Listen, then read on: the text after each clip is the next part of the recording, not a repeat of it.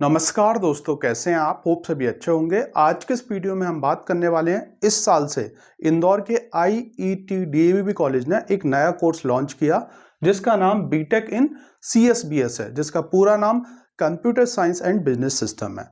तो आपने इसका ऑनलाइन एप्लीकेशन फॉर्म फिल किया होगा, उसमें आपका नाम आ गया होगा फर्स्ट मेरिट लिस्ट के अंदर, और इसके बाद एक सेकंड मेरिट लिस्ट भी डाली गई। तो उसमें भी हो सकता है आपका नाम है कि नहीं है और आप चाह रहे हैं कि इस कॉलेज में हम एडमिशन लें या ना लें। बहुत से ऐसे बच्चे हैं जिन बच्चों ने एमपीडीटी फर्स्ट राउंड काउंसलिंग के थ्रू किसी गवर्नमेंट कॉलेज में, किसी प्राइवेट कॉलेज में एडमिशन ले लिया है, रिपोर्टिंग कर दी है और इसका भी फॉर्म फिल किया था, इसमें भी नाम आ गया है। अब करें क्या? मतलब वहाँ से एडमिशन कैंसिल करा लें, वहाँ से फीस रिफंड ले लें। इसके अलावा जैसे किसी प्राइवेट कॉलेज है, प्राइवेट कॉलेज से हम बीटेक सीएसई करें, या इसके अलावा इस कॉलेज से हम सीएसबीएस के साथ जो है अपना बीटेक कोर्स कंप्लीट करें। तो आपके लिए क्या बेस्ट होने वाला है, और इसके अलावा जिन बच्चों ने एडमिशन ले रखा है तो उनके लिए क्या सॉल्यूशन निकलेगा जिससे कि जो है इस काउंसलिंग में आप पार्टिसिपेट कर पाएं, इसके रिगार्डिंग आज मैं आपको फुल सपोर्ट, फुल गाइडेंस और ए टू जेड करेक्ट जानकारी देने वाला हूं। तो वीडियो के माध्यम से मैं आपसे रिक्वेस्ट करूंगा, बहुत सारी चीज़ों को आप समझ लीजिएगा और डेफिनेटली इस काउंसलिंग में आपको पार्टिसिपेट करना चाहिए, चाहे आपको कॉलेज मिले या ना मिले। देखिए, ये जो जानकारी मैंने कलेक्ट की है विभिन्न सोर्सों के द्वारा कलेक्ट की है, तो इसलिए इसमें थोड़ा सा टाइम लगा है, लेकिन आज मैं आपको जो जानकारी दूंगा ऐसी जानकारी कहीं भी नहीं मिलेगी। और इसके बावजूद भी अगर आप चैनल से नहीं जुड़ रहे हैं, अगर आप लाइक नहीं कर रहे हैं, तो बड़े शर्म की बात है। आप सब्सक्राइब करें, जुड़ें और डेफिनेटली अपने दोस्तों के साथ शेयर जरूर करें, क्योंकि मेरा काम है आपको काउंसलिंग के साथ भी, काउंसलिंग के बाद भी 4 साल तक फुल सपोर्ट देना, फुल गाइडेंस देना। तो आते हैं हमारे मेन टॉपिक पर, जो इंदौर के अंदर आईईटी डीएवीबी कॉलेज है, जो कि सेकंड नंबर का बीटेक कोर्स के लिए एक अच्छा कॉलेज माना जाता है। एमपीडीटी काउंसलिंग में भी ये कॉलेज है जिसके अंदर जैसे कि CS, IT, ET, EI, mechanical, civil, ये सब ब्रांच हैं। और इसके अलावा इस साल से इस कॉलेज ने ये नया कोर्स लॉन्च किया, तो इसके लिए अलग से एप्लीकेशन फॉर्म फिल किए गए ऑनलाइन। बहुत सारे बच्चों को इस कोर्स के बारे में मालूम था और बहुत सारे बच्चों ने अप्लाई करके ये पूरा प्रोसेस किया। तो आपने देखा होगा इसकी जो मेरिट लिस्ट है, मतलब 23 तारीख को आनी थी, 23 अगस्त को, तो रात में 22 अगस्त को ये मेरिट लिस्ट आ गई थी। इसके रिगार्डिंग में मैंने एक वीडियो डाल रखा है।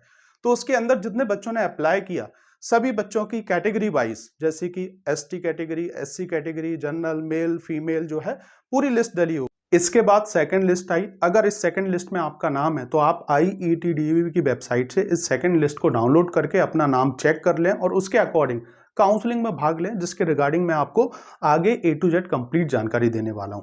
अब हम जानने वाले हैं ये जो फर्स्ट काउंसलिंग होने वाली है, इसमें कैटेगरी वाइज कितने स्टूडेंट्स हैं टोटल, देन इसके अलावा हम जानेंगे टोटल कितनी सीट्स हैं। तो देखिए, अगर हम बात करें एसटी कैटेगरी, ये सभी एमपी डोमिसाइल बच्चे हैं जिनके पास मध्य प्रदेश का मूल निवासी सर्टिफिकेट है।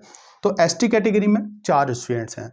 इसके अलावा एससी कैटेगरी में अगर आप देखेंगे तो 26 स्टूडेंट्स हैं। देन इसके अलावा अगर हम बात करें ओबीसी फीमेल 8 स्टूडेंट्स हैं, ओबीसी मेल 13 स्टूडेंट्स हैं। इसके अलावा ऑल इंडिया अनरिजर्व, ये अदर स्टेट के हैं, 3 बच्चे यहाँ पे सिलेक्ट हैं।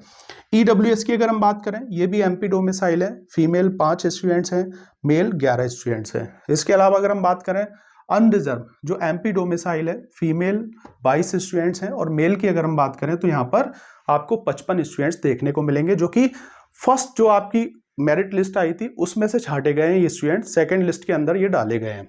अब देखिए, टोटल सीट्स की अगर हम बात करें तो टोटल जो सीट्स हैं वो 60 सीट्स हैं और 15 सीट जो है ईडब्ल्यूएस वाले बच्चों के लिए अलग से है। तो टोटल अगर आप देखेंगे तो यहाँ पर 75 सीट्स आपको देखने को मिलेंगी। इन 75 सीट्स में अगर 15 सीट हटा दें तो ये जो 60 सीट है, इनमें 3 सीटें एनआरआई स्टूडेंट्स के लिए भी है। और जो इसमें कोटा मिलने वाला है, जो मध्य प्रदेश गवर्नमेंट में जो रिजर्वेशन होता है उसके अकॉर्डिंग कैटेगरी वाइज जो है इन सीट्स को डिवाइड किया गया है। तो उस चीज को आप जाके देख लीजिएगा। तो ये तो आप चीज समझ गए होंगे। अब देखिए, इसमें बच्चे सिलेक्ट कैसे होंगे।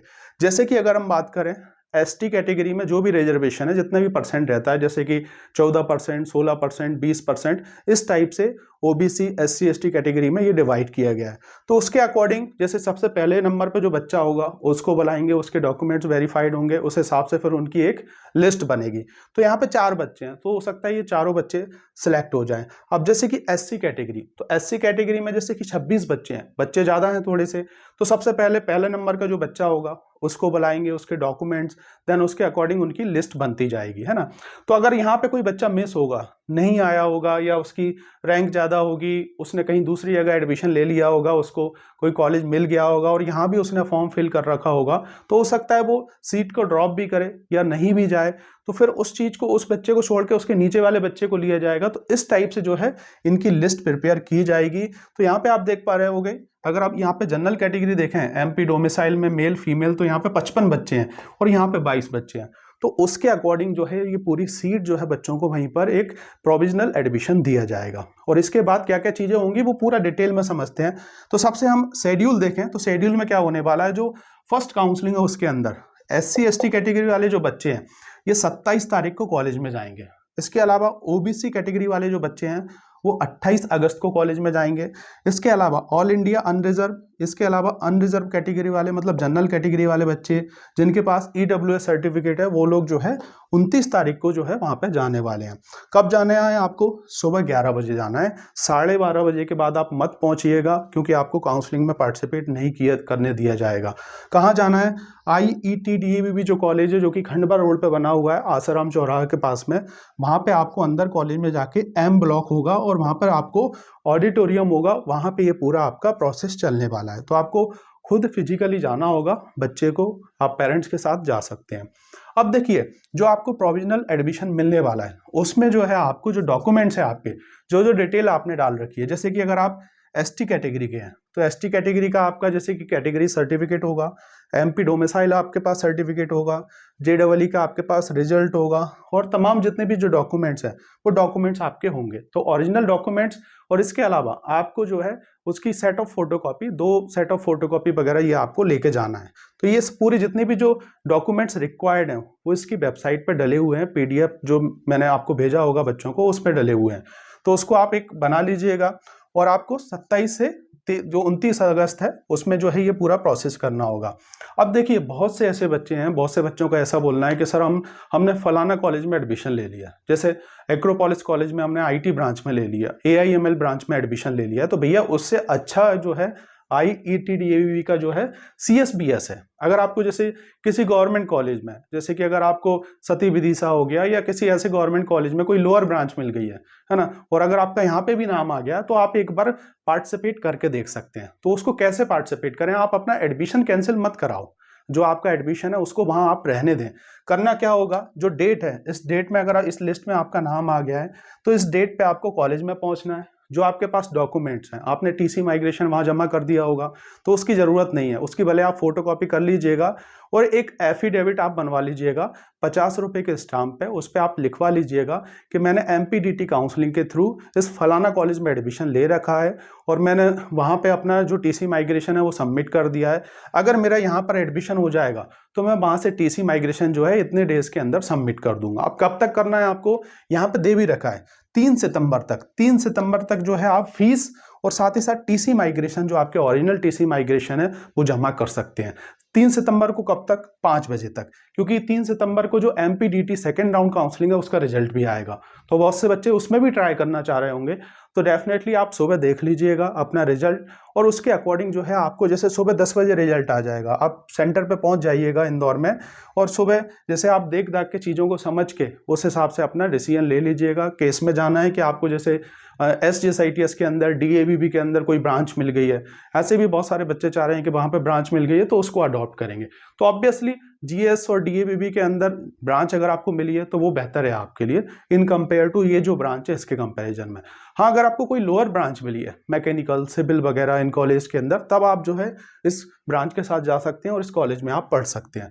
तो ये सॉल्यूशन आपको समझ में आ गया होगा। अगर आपने रिपोर्टिंग कर दी है, सब चीज़ें कर दी हैं, तो अपना अभी एडमिशन कैंसिल आप ना कराएं। सबसे पहले इस काउंसलिंग में आप पार्टिसिपेट करें। जो भी आपके पास डॉक्यूमेंट्स हैं, सभी डॉक्यूमेंट्स, क्योंकि आपने जैसे डोमिसाइल सर्टिफिकेट जमा नहीं किया होगा, आपने समग्र ID, आधार कार्ड हो गया, आपका 10-12 हो गया, ये सब नहीं जमा होते, सिर्फ TC माइग्रेशन जमा होते हैं और फीस जमा की होगी। तो यहाँ पे लिखा हुआ है वहाँ पर टिल 3 सितंबर तक जो है आपको ये जो कोर्स है, इस कोर्स के लिए IIT DAVV के अंदर जो है आपको 3 सितंबर तक फीस और साथ ही साथ TC माइग्रेशन जमा करना है। कब तक? आपको शाम को 5 बजे तक जो है आप कर सकते हैं। तो आपको जो एडमिशन मिलेगा वो प्रोविजनल एडमिशन वो लोग दे देंगे, है ना। उसी दिन हो सकता है आपको एडमिशन दे दें या नेक्स्ट दे दें, वो आप देख लीजिएगा। और जैसे ही आपको वो प्रोविजनल एडमिशन देंगे तो आपको एक टाइम उसकी वेबसाइट पे और जो PDF डला है उसमें लिखा है कि आप 3 सितंबर तक अपनी फीस भी जमा करने की ज़रूरत नहीं है, उस टाइम तक आप जमा कर सकते हैं अगर आप इस ब्रांच के साथ जाना चाह रहे हैं। तो इस चीज़ को भी आप समझ गए होंगे जो आपके मन में कन्फ्यूजन है, इसलिए मैं कोशिश कर रहा हूँ आपको हर एक चीज़ का आपका कन्फ्यूजन दूर करूँ, इसलिए थोड़ा सा टाइम लेता हूँ। और इसके बावजूद भी अगर आप नहीं जुड़ते हैं तो प्लीज़ आप सपोर्ट करें, लाइक करें। अब देखिए, ये जैसे ही सीट बचेंगी, अगर इसमें जैसे बच्चे चले गए और कुछ भी सीट्स बच गई तो फिर इसका जो है सेकंड राउंड भी होगा, सेकंड काउंसलिंग भी होगा। और उसमें जो बची हुई सीटें हैं उसके लिए जो है 5 सितंबर को जो है ये लिस्ट निकालेंगे, उस लिस्ट के अकॉर्डिंग जो है फिर आगे का प्रोसेस होने वाला है। तो कोशिश करें सभी जाएं, मैं रिक्वेस्ट करूंगा आपके जितने बच्चों के नाम आए आप लोग सभी जाएं। उसमें से बहुत से ऐसे बच्चे हैं जो सीट नहीं लेंगे, दूसरी जगह एडमिशन ले रखा है, MITS कॉलेज में है, कहीं फलाना कॉलेज में है, छोड़ना नहीं चाहेंगे, क्योंकि सबकी अपनी एक चॉइस होती है, उसके अकॉर्डिंग बच्चा जो है कॉलेज सिलेक्ट करता है। फॉर्म तो भर दिया था उसने किसी के कहने पर, लेकिन अब एडमिशन लेगा कि नहीं लेगा वो उसकी चॉइस होगी। लेकिन अगर आपको मिल रहा है और आप CS-PS के साथ करना चाह रहे हैं तो कर सकते हैं, क्योंकि ये जो ब्रांच है जैसे कि आप जानते हैं computer science and business system TCS के साथ टाई अप है, कॉलेज भी अच्छा है, चीज़ें अच्छी मिल जाएंगी। और ये IET DAV भी जो कॉलेज है उसी के अंदर जो है ये चलने वाला है ना। DAV भी यूनिवर्सिटी के नहीं है अंदर, ये चीज़ ध्यान रखें। जो इंजीनियरिंग का कॉलेज है उसी के अंदर ये चलेगा। क्लासेस भी आपकी ऑलमोस्ट जो नॉर्मल जो MPDT काउंसलिंग के थ्रू बच्चे एडमिशन लेते हैं उसी के थ्रू चलने वाला है। प्लेसमेंट भी सबका सेम ही होने वाला है 4 साल बाद। तो बाकी इस चीज़ का आप सोच समझ के डिसीजन लें। होप आप इस वीडियो के माध्यम से सभी चीज़ों के बारे में जान पाए होंगे।